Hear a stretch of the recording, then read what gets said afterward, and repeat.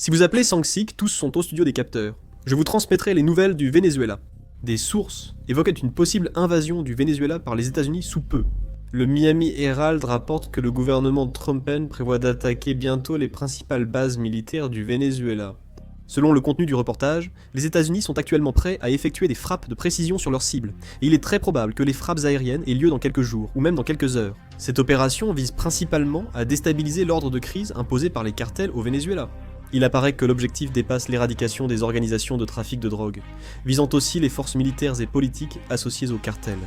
Actuellement, la plupart des cibles désignées sont des installations clés des cartels, mais certaines incluent également des ports et des bases militaires exploitées par le gouvernement vénézuélien, ce qui rend le choc inévitable.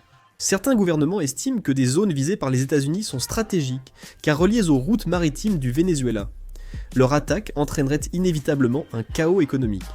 Par ailleurs, le Miami Herald a rapporté qu'il n'a pas encore été clairement confirmé si le président Maduro du Venezuela était directement impliqué dans cette opération. Une source américaine dans le reportage a affirmé que le temps du président Maduro était compté, suggérant un changement de régime. Ces déclarations sont vues comme un avertissement, mais aussi comme le signe d'une possible opération militaire imminente, ce qui augmente la tension. Bien sûr, la Maison-Blanche a officiellement nié jusqu'à présent que l'armée américaine ait l'intention de mener une quelconque action sur le territoire vénézuélien. Cependant, la réalité sur le terrain diffère légèrement.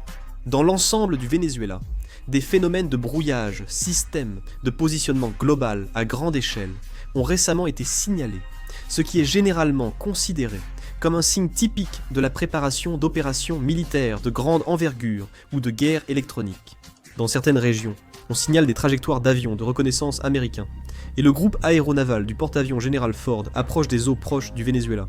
Ces indices renforcent les soupçons d'une préparation militaire américaine contre le Venezuela, malgré les démentis de la Maison-Blanche. Des mouvements inhabituels ont aussi été observés à Trinité et Tobago, petit pays caribéen proche du Venezuela. Dès 3 heures du matin heure coréenne, toutes les forces armées ont été placées en alerte maximale. Il s'agit d'une mesure extrêmement inhabituelle en temps normal, interprétée non pas comme un simple exercice ou une inspection régulière, mais comme une situation d'urgence nécessitant une réponse immédiate.